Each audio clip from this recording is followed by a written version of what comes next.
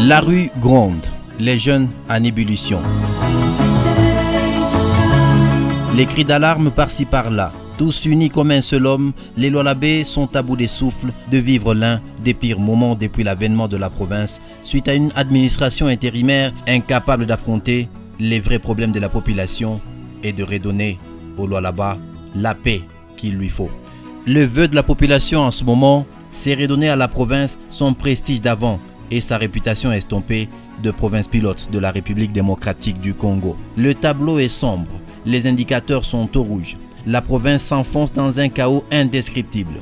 Elle est pratiquement dans une sorte de fourre-trou et va tout droit dans un cul-de-sac.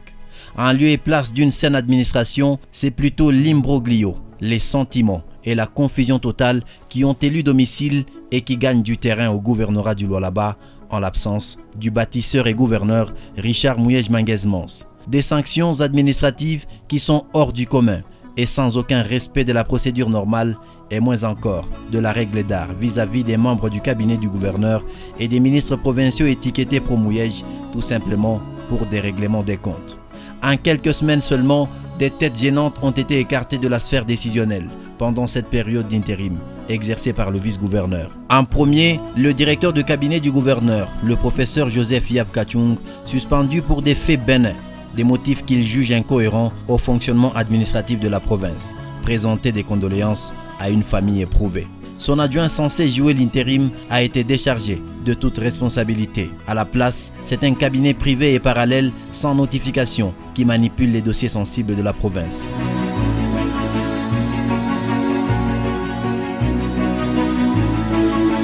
Ensuite, 2 ministres provinciaux étaient déjà dans le viseur de l'actuelle administration provinciale. Le Benjamin du gouvernement provincial Trésor Chikambi, ministre provincial du budget et plan, et le doyen des ministres provinciaux, l'ingénieur Norbert Mbango Mangal.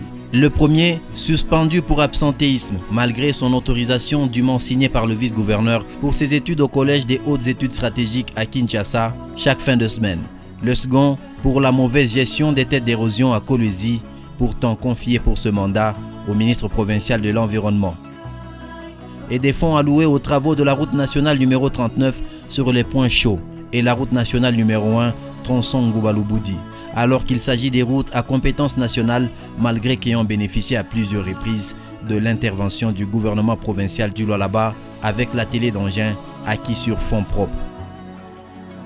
Les motifs des suspensions de ces 2 ministres sont loin d'être les vrais. Le nœud du problème, c'est ce fameux contrat de Congo Invest rejeté par l'autorité de régulation des marchés publics qui ne respectait pas la procédure des passations des marchés pour lequel le vice-gouverneur et gouverneur intérimaire Fifi Masuka Saini envisageait la réhabilitation, l'asphaltage et l'électrification de la route Katebi-Ouansela. Dans cette manœuvre, il fallait arracher les signatures des ministres suspendus et celui des missionnaires Patrick Thierry André Kakwata qui malheureusement n'ont pas cédé à la pression. N'eût été la vigilance de l'autorité de régulation des marchés publics, ce contrat de Congo Invest aurait coûté à la province du Lualaba un remboursement d'un taux d'intérêt de plus ou moins 9 millions de dollars américains, ajouté aux 58 millions de dollars à la signature.